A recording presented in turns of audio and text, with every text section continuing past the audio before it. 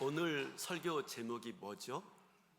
부모의 신앙, 축복인가 굴레인가?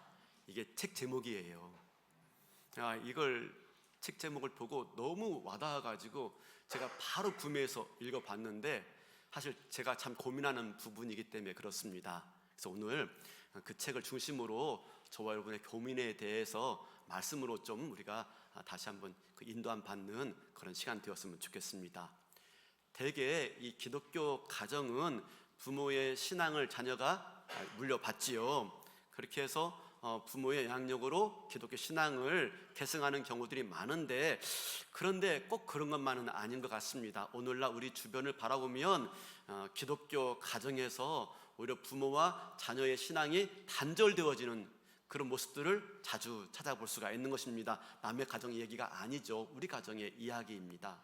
자녀가 성장하고 스스로 독립할 때쯤 되어지면 부모의 신앙을 굴레처럼 여기고 오히려 부모의 신앙에서 자유를, 해방을 그렇게 선포하는 일들이 많이 있습니다. 왜 그럴까 하는 겁니다. 그럼 어떻게 하면 부모의 신앙이 자녀에게 굴레가 되지 않고 축복된 유산으로 우리가 물려줄 수 있을까 하는 겁니다. 제일 중요한 건 이런 차원에서 부모 역할이 중요한 거죠. 부모 역할이. 오늘 말씀해 보니까 자녀를 노엽게 하지 말라라고 말합니다. 노엽게 한다라고 하는 말은 화나게 한다, 격노하게 한다, 마음에 분노를 일으킨다 라는 말도 있지만 마음에 상처를 주고 실망케 한다라고 하는 말도 포함되어집니다. 왜 자녀들이 분노할까 하는 겁니다. 엊그저께 금요일 저녁에 이게 아내가 꼭 봐야 될 프로가 있다고 하면서 같이 보았어요. 뭐냐면 스마트폰에 중독된 요즘의 자녀들을 둔 부모들의 고민의 이야기였어요. 정말 심각하더라고요. 스마트폰에 중독되어 가지고 우리 아이들이 일상을 살지 못하는 겁니다. 학교를 다니지 못할 정도로 다시 치료를 받고 회복 프로그램을 겪어야 되는 아이들이 많은 거예요. 그래서 이 문제로 많이 고민하는데 부모가 이제 이 스마트폰을 조절하는 앱들이 있더라고요. 근데 이 앱으로 자녀의 스마트폰 사용을 조절하려고 하니까 그런 것에 대해서 자녀가 막 화를 내고 부모에게 달라들고 심지어 부모에게 폭력까지 행사하는 모습을 보게 되었어요. 야, 진짜 노예화하는구나, 분노하는구나 하는 모습이었어요. 어쩌다가 이런 모습을 보게 되었을까? 우리나라가 왜 이렇게 되었을까? 여러 가지 원인들이 있지만 우리는 이 부모들이 실패하는 모습들이 어디 있는지를 살펴보고 그리고 그걸 대안의 방법들을 모색할 수 있어야 됩니다. 왜 실패했는지를 알아야 적절한 대안을 우리가 찾을 수 있기 때문에 그렇습니다. 그래서 우리는 오늘 이 시간에는 성경에 나와 있는 부모가 자녀 교육을 실패한 대표적인 예를 몇 가지 살펴보길 원합니다. 그 전에 많은 전문가들은 자녀 양육에 대해서 4가지의 유형이 있다고 그래요. 4가지 유형이. 첫 번째는요, 보여주시겠습니까? 자녀 양육에 4가지 유형이 있는데 위압적 육아 유형이 있고 권위적 육아 유형이 있어요. 허용적 육아 유형이 있고 방임적 육아 유형이 있어요. 보니까 다 안 좋아 보이죠? 좀 설명드리겠습니다. 설명이 있어야 돼요. 이 위압적 그 육아 유형은 자녀를 부모가 너무 강제적으로 엄격하게 통제하고 다스리는 방식이에요. 두 번째, 권위적 육아는 이 말 잘 오해하는데 권위주의적 육아가 아니라 권위적 육아예요. 권위주의적 육아와 권위적 육아는 다릅니다. 부모가 자녀를 기르는 데 있어서 합당한 권위를 가지고 행세하는 것, 이게 권위적 육아예요. 세 번째로 허용적 육아는 뭐냐면 부모가 자녀를 따뜻하게 돌보지만 자녀에게 제시하는 게 별로 없어요. 기대하는 게 별로 없어요. 그냥 규칙도 최소한만 제시하는 겁니다. 더 나아가서 방임적 육아는 뭐냐면 부모가 자녀 육아에 거의 간섭하지 않아요. 그냥 거의 방목, 그죠? 제 이름이 방목인데 거의 방목하다시피 하는 겁니다. 기본적인 필요만 채워주고 훈육하는 건 또 없어요. 이런 4가지 유형 중에 어떤 육아가 바람직할까라고 할 때 다양한 기독교 자녀교육 전문가들은 권위적 육아 형태가 올바르다라고 말을 해요.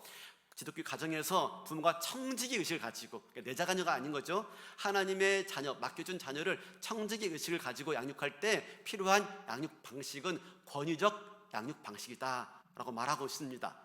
그런데 말은 청지기다라고 말을 하지만 실제로는요, 부모들이 청지기라고 말은 하지만 실제적으로 너무나 자주 위압적이거나 허용적이거나 방임적인 육아의 유형을 보이더라라고 하는 겁니다. 자, 이제 우리가 성경의 인물들 한 3명 볼 거예요. 보면서 이 부모들의 잘못된 육아 형태가 어떤 것들인지 좀 살펴보면서 나에게도 그런 모습이 있어 하는 걸 좀 찾아보기 원합니다. 첫 번째가 누구냐면 요즘 우리 새벽기도 주인공인 야곱이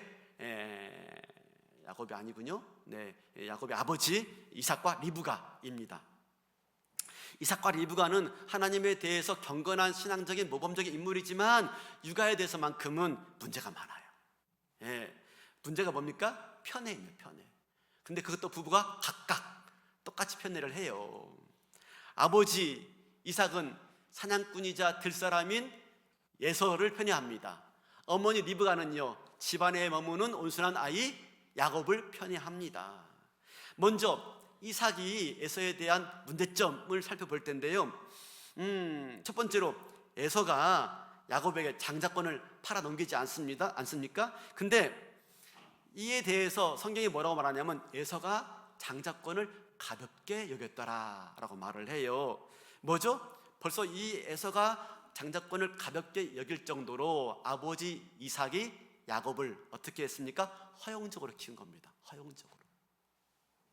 아버지의 권위를 발휘해서 반드시 아이에게 가르칠 것을, 에서에게 가르칠 것을 가르쳤어야 되는데 그렇게 하지 않은 겁니다. 그러니까 장자권을 그냥 소홀히 여기게 된 거예요. 또 보세요. 이제 에서가 결혼하려고 할 때 햇사람의 2딸을 아내로 맞이하죠. 여기에 대해서 아버지 이삭은 방임하고 맙니다. 분명히 하나님 말씀은 그렇지 않다라고 하는 걸 가르쳤어야 되는데, 올바로 훈육했어야 되는데 그냥 그렇게 하지 못하고 방임해버리고 말았어요. 방임형 육아. 야곱에 대해서도 문제가 있어요. 에서를 편애한 것도 문제지만 결과적으로 아내 리브가가 야곱을 가까이 한다는 걸 알게 되자 야곱에 대한 양육을 아내에게 일임하고 말았어요. 책임 전가하고 말았어요. 야곱은 그래 네가 좋아하니까 네가 키워 라고 한 거예요.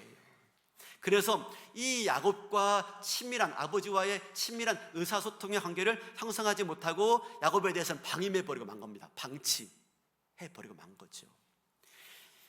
리브가도 만만치가 않아요. 그죠? 에서를 남편이 에서만 좋아하니까 에서에 대해서 방임해버리고 말았어요. 방치해버리고 말았어요. 그래 당신이 키워. 그래서 해초 속에 2딸을 아내로 맞이할 때에도 아무런 조언도 충고도 하지 않아요. 그에 비해서 야곱은 어떻게 대합니까? 리브가가 아버지 이삭이 에서를 축복하려고 한다 하는 걸 알고 그게 아니라 야곱을 축복의 대상이 되도록 계략을 꾸밉니다. 그래서 아버지 이삭이 야곱을 에서로 착각하게끔 계략을 꾸밉니다. 근데 그 과정에서 어떻게 어머니 리브가가 야곱을 다룹니까? 이렇게 말합니다. 창세기 27장 8절입니다. 그런즉 내 아들아 내 말을 따라 내가 내게 명하는 대로 너는 내 말만 들어. 그죠? 27장 13절. 어머니가 그에게 이르되 내 아들아 너의 저주는 내게로 돌리리니 내 말만 따르고 가서 가져오라. 너 내 말만 들어. 그죠? 절대 순종을 강요하고 있어요. 이건 뭐죠? 위압적인 육아 유형이에요. 위압적인.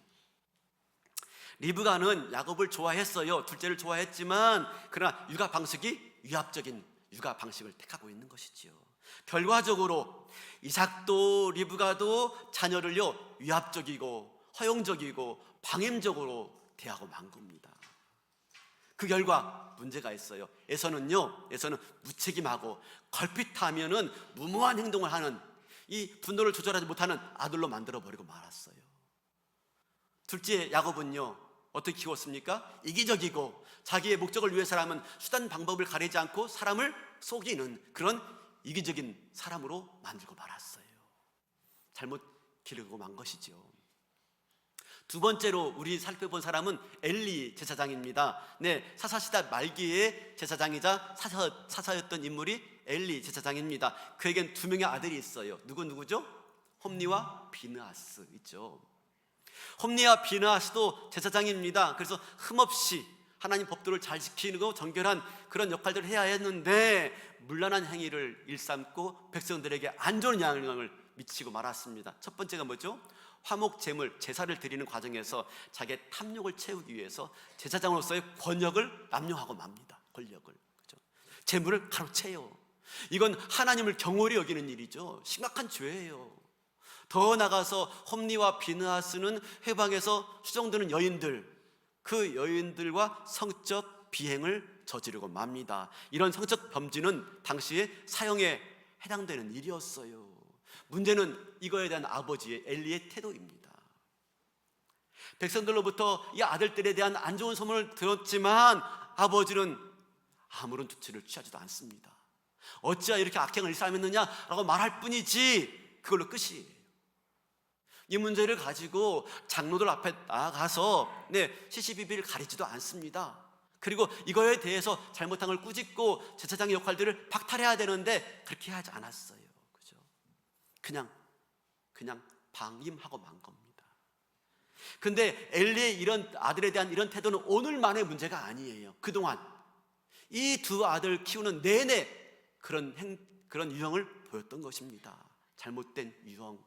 잘못을 말은 하지만 그러나 거기에 대한 마땅한 처벌과 그 마땅한 책임을 묻지 않고 있는 것이죠. 그래서 이것에 대해서 하나님은 엘리의 집안을 심판하시겠다라고 말하면서 이렇게 말합니다. 사무엘상 3장 13절이에요. 내가 그의 집을 영원토록 심판하겠다고 그에게 말한 것은 그가 아는 죄악 때문이니 이는 그가 자기의 아들들이 저주를 자청하되 금하지 아니하였음이니라. 저주는 했지만 저주를 그들이 저주스러운 행동을 했는데 아버지가 금하지 않은 거예요. 마침내 그 두 아들은 하나님에게서 버림받고 맙니다. 마지막 세 번째로 다윗이에요. 다윗은 위대한 신앙의 용사이고 하나님이 너는 내 기뻐하는 자라 내 마음에 합한 자라라고 말했지만 그러나 그도 육아의 방식에서는요 실패한 부분이 많아요. 세상에 완전한 부모가 없다는 걸 보여주죠. 그에게는 여러 아들이 있지만 세 명의 아들에 대해서 실패합니다. 첫 번째가 누구냐면 첫째 아들인 암논, 셋째 아들인 압살롬에 대해서, 마지막 넷째 아들인 아도니아에 대해서 실패하고 맙니다. 첫 번째 장남 암논이에요. 암논은 배다른 동생인 다말을 사랑합니다. 배다른 동생을요. 상사병에 걸려요. 그러자 병문안 온 다말을 그만 강제로 욕을 보이고 맙니다. 근데 그걸로 끝나지 않아요. 강제로 욕을 보이고 나서 그 다음에 미워해서 그를 내쫓고 말아요. 마침내 악에 악을 더하고 말지요. 근데 이거에 대해서 아버지 다윗은 어떻게 처리합니까? 악행을 듣고 심히 노하긴 하지만 그러나 아무런 조치를 취하지 않아요. 왜 그랬을까요? 오늘 이 사건에 대해서 70인역에서는요 다른 번역에서 이렇게 말합니다. 다윗이 암논이 장자인 까닭에 그를 사랑하는 까닭에 처벌하지 않았다라고 말합니다. 장자이기 때문에, 장자이니까 함부로 하지 않은 거예요. 장자이니까 그럴 수 있지 한 거예요. 다시 말하면 장자라고 하는 것 때문에 암논을 꾸짖지 않고 징벌하지 않은 겁니다. 그냥 오냐오냐 키웠던 것이죠. 한마디로 말하면 방임적인 그런 육아 유형을 택한 겁니다. 그런데 이것이 오히려 더 큰 화근이 되어지고 말아요. 그걸 끝나지 않습니다. 문제는 뭐죠? 셋째 아들 압살롬이 자기 동생 다말의 일을 복수하겠다고 계략을 꾸밉니다. 마침내 자기 단체에 초대해서 형 암논을 죽여버리고 말아요. 시원하게. 그렇죠? 그리고 나서 이 일이 큰 일이기 때문에 압살롬이 도망갑니다. 할아버지한테 도망갑니다. 그렇죠? 그렇게 3년 동안 피신내는 시간 동안에 아버지 다윗은 암논이 죽은 걸로 인해 슬퍼하지만 시간이 지나가니까 점점점 바뀌어요. 오히려 압살롬을 더 사랑하게 되어집니다. 이상하죠? 이제 남은 아들이 압살롬이다, 이제 내 왕위를 이어받을 사람이 압살롬이다 생각했기 때문에 그런지 몰라도 압살롬을 그리워하기 시작합니다. 그런데 그렇게 할 뿐 아무런 행동을 취하지 않습니다. 3년 동안 그냥 방관합니다. 압살롬에 대해서 연락하거나 데려오려고 하지도 않아요. 방관합니다. 그런데 이것을 다윗이 알아요. 요압이, 다윗의 신하인 요압이 이것을 알아요. 그래서 그 압살롬을 데려옵니다. 근데 중요한 건 그렇게 압살롬을 데려왔지만 2년 동안 만나주질 않습니다. 철저하게 외면합니다. 투명인간 취급합니다. 그죠? 도저히 견딜 수가 없자 압살롬이 요압을 달달 볶아서 아버지를 만나게 합니다. 그때 아버지 다윗이 압살롬을 첫 상봉하는데요, 5년 만에 만나는데 어떻게 하죠? 그냥 입맞춤으로 끝냅니다. 입맞춤으로. 나름대로 아버지 다윗은 화해하는 표정이겠지만 거기에 대해서 어떤 말도 없어요. 왜 네가 암논을 죽였는지 묻지 않아요. 자초지종을 묻지도 않습니다. 그에 대해 책망도 안 합니다. 그리고 더 나아가서 철저하게 피신해 있던 시간 동안에, 그리고 또 예루살렘 왔지만 아버지가 외면했던 그 시간들, 그 시간 속에서 얼마나 힘들었는지, 얼마나 마음 아팠는지 아들의 마음을 헤아리지도 않아요. 아빠가 너 보기가 참 어려워서 그랬어, 자기의 부족함도 말하지도 않아요. 그냥 입맞춤으로 끝내버리고 맙니다. 여러분, 진정한 회복은요, 그런 화해의 제스처로 해결되지 않습니다. 죄가 무엇인지 바르게 말하고 회개하고 올바른 용서를 통해서 진정한 화해가 이루어지는 것인데 그렇게 하지 않아요. 마침내 이런 방임적인 육아 방식은 더 큰 화를 불러일으킵니다. 압살롬을 회복시키지 못해요. 압살롬과 온전한 화해를 일으키지 못하고 더 큰 화근이 되고 맙니다. 마침내 압살롬이 아버지와 관계가 회복되지 않습니다. 분노가 남아있어요. 노여움이 남아있어요. 마침내 압살롬이 아버지를 반역해서 쿠데타를 일으키고 왕위를 차지하죠. 그렇죠? 마지막으로 아도니아입니다. 아도니아는 다윗의 넷째 아들인데 다윗의 말년에 분명히 알았어요. 다윗은 솔로몬을 자신의 후계자로 삼으려고 한다는 걸 다 알았어요. 그럼에도 불구하고 그 자리를 탐냅니다. 아도니아가 군사를 모아요. 병거를 만들어요. 자기 호위병을 만듭니다. 그렇게 해서 마침내 아버지의 뜻을 무시합니다. 자기가 왕위를 쟁탈하려고 노력합니다. 음모를 꾸밉니다. 왜 그렇게 했을까? 아도니아가 분명히 아버지의 뜻이 있는데 왜 그 뜻을 무시하고 그렇게 자기가 스스로 왕위를 계승하려고 했을까 하는 겁니다. 여기에 대해서 열왕기상 1장 6절에 이렇게 말합니다. 그는 압살롬 다음에 태어난 자요 용모가 심히 준수한 자라. 그의 아버지가 내가 어찌하여 그리 하였느냐고 하는 말로 한 번도 그를 섭섭하게 한 일이 없었더라. 어릴 적부터 아버지가 제대로 훈육한 게 없는 거예요. 너 왜 그랬어? 꾸중을 한 적도 한 번도 없어요. 한 번도 그 마음을, 그 아이의 마음을 바르게 훈육한 적이 한 번도 없는 거예요. 그렇죠? 그러니까 이런 육아 방식 시종일관, 그죠? 허용적이고 방임적이고 마침내 그렇게 버릇 없이 키운 결과 그 아들까지 죽고 맙니다. 잘못되고 말아요. 우리는 이삭과 리브가 보았어요. 엘리와 다윗을 보았어요. 허용적이고 방임적이고 위압적인 태도가 얼마나 문제가 있는지를 오늘 우리는 살펴볼 수가 있는 것이죠. 그러면 우리가 어떻게 자녀에 대해서 청지기임을 깨닫고, 우리가 청지기임을 깨닫고 청지기로서 자녀에게 신앙을 잘 전수할 수 있을까? 자녀에게 부모의 신앙이 굴레가 되지 않고 어떻게 축복으로 여기게 할 수 있을까 하는 겁니다. 그런 의미에서 필요한 게 권위적 육아 방식입니다. 권위적 육아 방식. 근데 권위적이다라고 말하니까 자칫 오해하는데 권위주의와 권위적이다라고 하는 말은 달라요. 하나님이 부모에게 그 역할을 맡겨준 겁니다. 그런 차원에서 부모가 권위가 있다 하는 거, 권위가 있다. 하나님을 대리하는 청지기로서의 권위가 있다라고 하는 것이지요. 부모가 신앙을 전수하려는 많은 노력을 기울이고 강한 의욕을 가졌다 할지라도 부모가 청지기로서 이 권위적인 부모 하나님으로부터 부여받은 이 자녀 양육에 대한 권위를 무시하고, 그죠? 잘못 양육하게 될 때는 우리가 앞에서 보았던 것처럼 엄청난 잘못된 결과를 낳을 수밖에 없다는 걸 보여주고 있는 것이지요. 중요한 건 무엇이냐면 이 신앙과 관련해서 중요한 것은 자녀들이 부모에게 크게 영향을 받는 것은 부모가 무엇을 가르쳤느냐라고 하는 게 아닙니다. 뭐냐면 부모와 어떤 관계 속에서 그 가르침을 받았느냐 하는 거예요. 그러므로 중요한 것은 자녀와 어떤 관계를 맺어가느냐 하는 것이죠. 따뜻하고 포근한 관계를 맺어가야 됩니다. 권위적이다라고 해서 냉랭하거나 위압적인 태도를 갖는 게 아니라 하나님의 그 권위를 위임받아서 그걸 가르치기 위해서 따뜻하고 포근한 친밀한 관계를 갖는 것이 매우 중요한 겁니다. 그런 가운데 자녀와 나누는 신앙의 대화도 부모 중심이 아니라 자녀 중심의 대화를 할 수 있어야 된다는 것이죠. 부모는 듣기만 하는 겁니다. 질문은 자녀들이 할 수 있도록, 그렇죠? 그래서 어떤 신앙적인 고민이나 어떤 신앙적인 그런 회의나 의심도 부모 앞에서 털어놓을 수 있는 그런 자연스러운 가정의 분위기를 만들어가는 것이 매우 중요하다라고 하는 것입니다. 그리고 부모들은 자녀 얘기를 다 들어주고 바로 답을 주려고 하지 말고 왜 그렇게 생각했는지, 왜 그런 마음이 들었는지 듣고 이해하고 우리는 왜 이렇게 살아야 되는지를 자녀가 납득할 수 있도록 시간을 가지고 차분하게 설명을 해줘야 되는 것이죠. 그러지 않고 부모가 설명 없이 일방적으로, 그죠?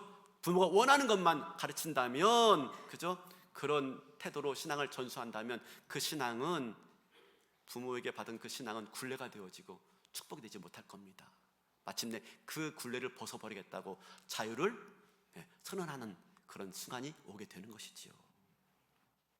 대부분 많은 모태신앙의 가정에 자라난 자녀들이 그렇게 말합니다. 나는 어릴 적에 한 번도 내가 선택해 본 적이 없어. 난 늘 강요받았지 내가 선택해 본 적이 아무것도 없어 라고 하면서 스스로 선택할 기회가 생겼을 때 마침내 떠나고 마는 것이죠. 부모 신앙을 떠나고 마는 거죠. 그러므로 자녀에게 효과적으로 신앙을 전수해서 부모의 신앙이 축복이 되게 하려면 어떻게 해야 되냐면 의도적이고 꾸준하고 적극적이고 제일 중요한 것 일관성. 오늘 말씀 가운데 중요한 키워드가 뭐냐면 바로 일관성입니다. 일관성이 없는 태도로 그저 한번 말씀 듣고 도전 받아가지고 해보자, 야 우리 이제부터 가정예배 드려? 근데 한두 번 하고 마는 거예요. 그죠? 엄마는 열심인데 아빠는 니들이 알아서 해? 부모와 아빠와 엄마의 일관성이 없는 거예요. 그죠? 이 일관성, 그죠? 없는 태도가 결국 자녀로 하여금 신앙에 대해서 무관심하게 만들어 버리는 것이지요. 그 금요일 날 봤던, 아내와 함께 봤던 그 스마트폰에 중독된 아이들을 보니까요, 제일 문제는 뭐냐면 부모가 일관성이 없는 거예요. 자녀에 대해서 이 스마트폰 사용에 대해서 일관성이 없어. 아빠도 엄마도 일관성이 없어. 다 달라. 아빠는 밥 먹고 나서 주식 보면서 스마트폰으로, 애들한테는 소치 보지 말라고. 일관성이 없는 거예요. 일관성이. 그렇죠? 그러나 부모가 말과 행동으로서, 그죠? 일관성을 가질 때, 바로 그럴 때 자녀가 신앙을 축복으로 이어받게 되어진다라고 하는 것입니다. 그래서 제일 중요한 게 뭐냐면, 제일 중요한 건 부모의 신앙이 굴레 여기지 않고 축복으로 여길 수 있도록 제일 중요한 것은 부모 교육이 먼저 선행되어야 합니다. 부모 교육. 우리는 결혼해서 자녀 낳으면 다 부모가 된다고 생각해요. 그렇죠? 저도 그랬습니다. 그런데 그리스도인으로서, 한 가정의 부모로서, 자녀의 청지기로서 자녀를 잘 양육하기 위해서는 부모 교육이 반드시 있어야 됩니다. 여러분, 자녀만 성장하는 게 아닙니다. 부모도 성장해야 됩니다. 자녀가 성장함에 따라서 부모가 성장하지 않으면 우리는 청지기로서의 역할들을 잘 감당하지 못합니다. 올바른 기독교 부모의 상은 무엇인지, 그죠? 자녀에 대한 올바른 가르침은 무엇인지, 가정을 어떻게 하나님 나라로 세워가며 우리 아이들을 어떻게 하나님 백성으로 삼아가야 될지 배워야 되는 거예요. 성장해야 되는 거예요. 그리고 이 일들을 성공적으로 감당하기 위해서는요, 부부의 협동이 중요합니다. 일관성. 엄마 말 다르고 아빠 말 다르고 그러면 안 되는 거죠. 부부가 서로 협정하고 협력해서 일관성 있게 자녀를 양육해야 되는 것입니다. 그럴 때 아빠에게 듣는 메시지와 엄마에게 듣는 메시지가 똑같아요. 이 아이들이 더 빈번히 그 신앙 교육에 노출되어지게 되어지고, 그랬을 때 그 말씀이 자기의 것이 되어지는 것이지요. 이를 위해서 부부가 먼저 일치될 수 있어야 돼요. 신앙적으로 일치되면 더 좋겠지만, 그렇지 않다 하더라도 적어도 아이들 교육에 대해서만큼은 일치하기 위해서 부부가 서로 노력해야 되는 것이죠. 많이 대화하고, 많이 토론하고, 많이 이해하고, 많이 양보하고, 내 것만 주장하는 게 아니라 부부가 서로 간에 일치할 수 있도록, 자녀 교육에 대해서만큼은 일치할 수 있도록 노력해야 되는 것입니다. 그렇게 부부가 서로의 대화하지 않고 의사소통이 이루어지지 않는다면은, 그렇게 해서 전수되어지는 그 신앙은 사상두각에 불과합니다. 굴레가 되고 말 것입니다. 그래서 결과적으로 중요한 건 뭐냐면, 바로 아버지가 자녀 양육에 적극적으로 참여해야 됩니다. 적극적으로. 자녀 양육에 있어서 아버지 역할은 정말 큽니다. 근데 실제적으로 그렇지 않습니다. 많은 부분에서 아버지 역할들이 크질 않아요. 왜 그래요? 전통적인 사고방식 때문에 그렇습니다. 남편은 밖에 나가서 돈 벌어온 존재, 아내는 집안에서 자녀 교육하고 살림하는 존재로 인식되었어요. 여러분, 그래서 자녀가 학교에서나 문제 생기면, 문제가 발생하면 남편이 아내한테 뭐라고 말하죠? 야, 너는 집에서 뭐 했냐? 그죠? 넌 집에서 애들 안 가르치고 뭐 했냐? 그죠? 오늘날 여성도 사회 진출 때문에 가사 분담이 이루어졌지만, 그러나 자녀 양육에 있어서 여전히 아버지의 역할이 미미해요. 왜? 그렇게 교육받지 못하기 때문에. 아버지가 그렇게 그 할아버지로부터 영향받은 게 별로 없다 보니까. 성경에도 그런 모습이 보여요. 디모데, 잘 아는 디모데, 그죠? 그의 신앙을 누구한테 영향받죠? 어머니 유니게하고 외할머니 로이스에게. 성경에 나오는 인물도 그래요.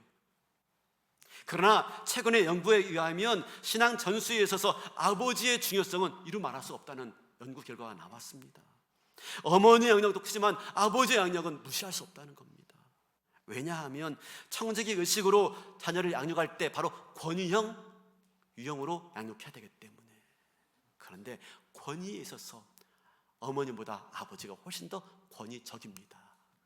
하나님이 부모에게 권위를 주었지만 특별하게 아버지에게 더 큰 권위를 준 거예요. 그래서 아이들에게 있어서 아빠는요 위대한 슈퍼맨입니다. 슈퍼맨, 그렇죠?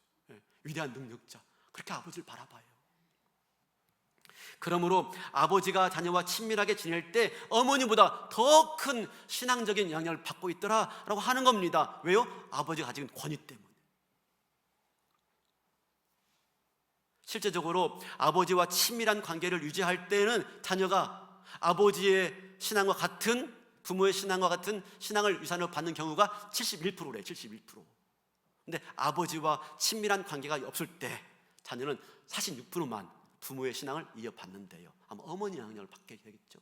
25% 이상이 놓치고 마는 거예요.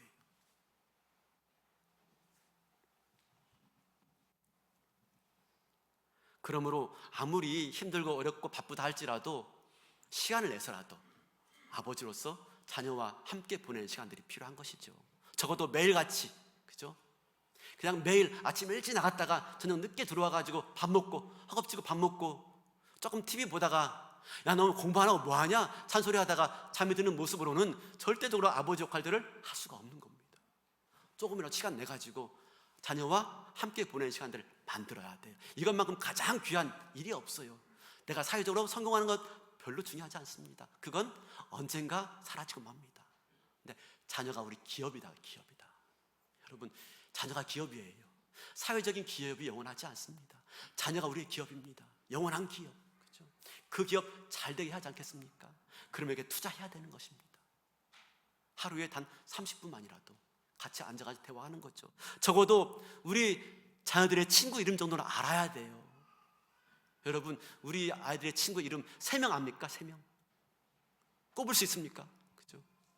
서연이, 재원이 이름 압니까? 그죠? 알아야 돼요. 모른다면 문제가 있는 거죠. 아이들이 정말 친한 친구를 모른다면 이게 있을 수 없는 일인 거예요. 또 아이들이 하기 어려운 과제가 있으면 도와주는 거죠. 함께 하는 것이지요. 또 요즘 애들이 좋아하는 게 뭔지, 우리 아이가 좋아하는 노래가 뭔지 그 정도는 알아야 되는 것입니다. 그죠? 우리 아이들이 좋아하는 노래 진짜 정이 안 가죠? 여러분 압니다. 이해 안 갑니다. 근데 그래도 들어보셔야 돼요. 자꾸 들어보셔야 됩니다. 내가 좋아하는 노래만 듣지 말고. 그리고 자녀와 함께 할 수 있는 취미 생활들 하는 거죠. 자녀와 함께 할 수 있는. 그렇죠? 그렇게 부부가 협동하고 아버지 역할들을 증대시켜 나가야 되는 것입니다. 이를 위해서 저희 당진제일교회에서는 해마다 성경적 부모 교실을 열어요. 이번에는 학령기 이전의 아이들이 아니라 학령기와 청소년을 둔 부모들을 대상으로 열어요. 이제 6월 말부터 7월 동안 아카데미 끝난 다음에 그 코너가 열리게 될 겁니다. 그러면 여러분 엄마만 보내지 말고 아빠도 같이 참여할 수 있는, 오늘 설교는 성경적 부모 교실의 PPL입니다. PPL 간접 광고. 결과적으로 오늘 말씀 뭐라고 말합니까? 주의 교훈과 훈계로 양육하라 라고 말씀하고 있어요. 부모의 교훈과 훈계가 아니에요. 주의 교훈과 훈계로. 이게 청지기입니다. 청지기. 부모의 교훈과 훈계가 아닙니다. 부모의 바람과 부모의 꿈과 내가 이루지 못한 그 욕구를 대신 달성해 주고자 우리 아이들에게 요구하는 부모가 아니라 하나님이 우리 아이에게 뭘 요구하시는지를 깨닫고 청지기로서 감당할 수 있는 그런 모습들이 있어야 마침내 자녀들이 노여워하지 않는 겁니다. 그리고 부모의 신앙을 축복으로 삼게 되어지는 것이죠. 그렇지 않고, 그렇죠? 자녀 입장을 고려하지 않고 부모 입장만 고려하면서 하나님 뭘 전수해 주길 원하는 걸 그건 고려하지 않고 그저 부모가 원하는 가치와 꿈을 향해서 우리 자녀들을 키워낼 때 자녀들은요 결단코 부모의 신앙을 축복으로 여기지 못하고 굴레로 여기고 떠나게 될 것입니다. 그러면 이제 우리가 정말 부모의 신앙이 축복으로 남도록 하기 위해서, 자녀를 노엽게 하지 않도록 하기 위해서 실천적인 것 몇 가지만 말씀드리고 말씀을 마치기를 원합니다. 첫 번째, 자녀를 인격적인 존재로 대우해야 됩니다. 인격적 존재. 자녀가 비록 나이가 어리고 미숙하지만 부모와 같은 동등한 존재로 여길 수 있어야 되는 것이죠. 왜요? 우리 아이들도 하나님 아버지의 형상 따라 지음받았기 때문입니다. 여러분 아십니까? 하나님은 삼위 하나님이십니다. 가정에도 삼위 역할이 필요합니다. 하나님이 삼위 하나님이신 것처럼 아버지 역할이 필요하고요, 어머니 역할이 필요하고요, 자녀 역할이 다 필요합니다. 서로 다 이게 조화를 이루어야지 온전한 가정이 이루어지는 거예요. 부모는 자녀에게 배웁니다. 뭘 배웁니까? 많은 걸 배워요. 그렇기 때문에 내 소유물인 양, 내 욕구를 대리해 주는 양 그렇게 대하지 말고 하나님의 존엄한 존재로 대할 수 있어야 된다 하는 것이고요. 두 번째는 뭐냐면 자녀를 따뜻하게 품어주고 항상 격려해주고 인정해주는 그런 말들을 사용할 수 있어야 돼요. 앞에서 말했던 것처럼 자녀가 부모의 신앙을 축복으로 전수받기 위해서는 따뜻한 관계, 친밀한 관계, 좋은 의사소통의 관계를 이루어야 되는 것입니다. 그런 차원에서 좋은 말들을 할 수 있어야 돼요. 자녀에게. 제가 말씀 준비하면서 한 가지 보았던 내용인데요, 자녀를 즐거워하랍니다. 자녀를 즐거워해요. 하나님을 즐거워하는 것 마땅히 해야 되지만 또한 부모는 자녀를 즐거워해야 된대요. 그래서 그 교수님인데 아버님이 아주 유명한 목사님이에요. 근데 이 아버님이 이 딸인데, 이 딸이 학교 끝나고 오거나 어디 갔다 올 때마다 집안에서 아이를 맞이할 때 즐겁게 맞이하더래요. 누가 왔니? 지금 왔니? 하면서 매우 즐겁게 맞이하더란 거예요. 한두 번이 아니라 꼭 자기를 보면요, 다른 거 하고 있다가도 자기를 보면 얼굴이 환해지면서 왔냐? 학교 끝났냐? 묻더라는 거예요. 심지어 이 아버지가 이제 병상에 누워서 이제 곧 숨을 거두기 직전인데도 아주 희미한 의식을 가지고 있는데 병원에 찾아왔던 그 딸아이를 보면서 누가 왔니? 하면서 반가이 맞이하면서 즐거워하더라는 것입니다.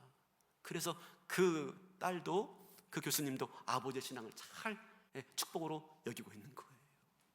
자녀를 즐거워하라. 우리 자녀를 즐거워할 수 있는 저와 여러분 되시길 바라겠습니다. 그렇죠? 세 번째로 자녀와 더불어서 열린 대화, 그죠? 자녀의 말에 깊이 공감하는 것. 자녀가 내가 한 말이 거부되지 않고 엄마 아빠에게 수용되어 주는구나 라고 하는 느낌을 줄 수 있는. 왜요? 우리가 자녀에게 무언가를 전달하려면 자녀를 잘 이해할 수 있어야 돼요. 자녀를 이해하지 않고 전달은요, 강압적이고 위압적인 교육입니다. 자녀를 잘 이해하기 위해서 자녀가 싫어하는 것, 자녀가 의심하는 것, 자녀가 회의하는 것, 자녀가 불신하는 것 무언지 잘 들어야 돼요. 듣지 않으면 이해할 수 없고, 이해하지 못한 상태에서 전하는 모든 것들은요, 강압적이고 위압적인 교육밖에 되지 못해요. 그건 축복이 아니라 굴레로 여길 수밖에 없는 것입니다. 더 나아가서 자녀들에게 적절한 내용들을 가르쳐 줄 수 있어야 됩니다. 신앙교육은 교회만 하는 게 아닙니다. 가정에서 부모가 해야 되는 것이지요. 이를 위해서 저희 교회가 가정 예배를 하죠. 가정 예배 한 달에 한 번 하는데, 좀 이제는 2학기 때는 좀 더 확장시키려고 합니다. 신앙교육을 부모가 잘 감당해야 되는 것이지요. 그런데 자녀가 부모에게 배울 것은 신앙교육만이 아닙니다. 우리는 신앙교육만 시키면 다라고 생각하지만 그게 다가 아니에요. 그들이 처한 관심과 그들이 갖고 있는 이슈에 대해서도 부모가 관심 갖고 이야기를 나눌 수 있어야 됩니다. 청소년기 자녀들은요, 그들만의 세계가 있는 겁니다. 그들만의 관심사가 있고요, 그들이 갖고 있는 이슈가 있는 겁니다. 이거에 대한 자녀가 처해 있는 상황에 대해서 부모가 공감하면서 이해를 가지고 같이 대화를 나눌 수 있어야 되는 것이죠. 그죠? 성의 문제에 대해서 얼마나 관심 많습니까? 성의 문제에 대해서, 또 돈의 문제에 대해서, 그죠? 또 직업에 대해서 우리가 나눌 수 있어야 되는 것이죠. 부모가 같이 성장하지 않으면 안 되는 겁니다. 근데 그런 얘기들은 나누지 않고 교회 이야기, 신앙 이야기만 하면 그들이 경험하는 신앙은요, 이율배반적인 신앙이에요. 교회 안에만 갇힌 신앙이에요. 세상을 힘있게 살아가지 못하는 아이들이 되어지고, 교회는 교회 신앙대로, 세상은 세상 방식대로 살 수밖에 없는 자녀가 되고 마는 겁니다. 그러면 세상에 나가서 이 신앙은 굴레가 되는 거예요. 이 신앙은 세상에 나갔을 때 족쇄가 되고 마는 거예요. 그러니까 과감하게 벗어버리고 싶은 것이지요. 마지막으로 자녀에게 모델과 본보기가 되어야 됩니다. 그러니까 부모에게 어떤 내용을 배우느냐 하는 것보다도 누구에게 무엇을 배우느냐 하는 게 더 중요한 것입니다. 그러므로 자녀에게 가르치는 내용보다도 먼저 부모가 가르친 대로 살아야 되는 것이죠. 부모의 말과 행동이 일관성이 없으면, 또 일관성 말씀하시죠. 이 일관성이 없으면, 행동과 삶이 일치하지 않으면 안 되는 것이지요. 그런데 이렇게 부모가 자녀에게 보문이 되어야 되고 모델이 되어야 되고 일관성 있는 삶의 모습을 보여야 된다라고 말하니 너무 큰 짐이 아닐 수가 없어요. 저도 힘들어요. 저도 감당치 못할 것 같아요. 왜요? 어떤 부모도 완벽한 모델과 어떤 부모도 완벽한 본보기가 될 수 없기 때문에 그렇습니다. 그럴 때 우리가 가르친 것과 행동이 일치하지 못할 때, 때로는 자녀를 실망케 하고 그들에게 분노를 일으킬 만한 일이 있다 할지라도 그때마다 자녀 앞에서 부모는 솔직하게 시인할 수 있어야 됩니다. 아빠가 부족해서 그랬어, 아빠가 감정을 잘 다스리지 못해서 그랬어 라고 시인하고 용서를 구하는 모습, 그 모습 보고 오히려 우리 아이들이 더 건강한 자녀로 성장하게 될 줄로 믿습니다. 사랑하는 성도 여러분, 부모는 자녀를 세상으로 인도하는 다리래요. 다리. 부모는 자녀를 세상으로 인도하는 다리랍니다. 다리. 그 역할들을 잘 감당하기 위해서 우리가 날마다 주님 앞에 엎드릴 수 있는 저와 여러분 될 수 있길 바라겠습니다. 하나님 도움을 구하시지 않으면 감당할 수 없어요. 이 모든 걸 완벽하게 수행한다 할지라도 자녀 양육에 대해서는 정답이 없어요. 왕도가 없어요. 제일 중요한 것, 이보다 더 중요한 것, 바로 하나님의 은총인 줄로 믿습니다. 하나님의 은총이 우리가 이렇게 열심히 감당하는, 이렇게 노력하는 모습 위에 하나님의 놀라운 은총이 함께 할 때 비로소 우리 자녀들은 우리의 신앙을 굴레로 여기지 아니하고 하나님의 축복으로 여겨서 그들의 삶이 세상 속에서도 승리하는 삶으로 나아가게 될 줄로 믿습니다. 그렇게 매 순간순간 자녀의 문제로 엎드려 하나님의 은총을 구하시는, 부모에게도 은총이 필요하고 우리 자녀에게도 은총이 필요합니다. 은총을 구하시는 가운데 부모의 신앙이 축복으로 유산되어지는 그런 아름다운 복된 가정과 가문 이루시기를 주님의 이름으로 축원합니다.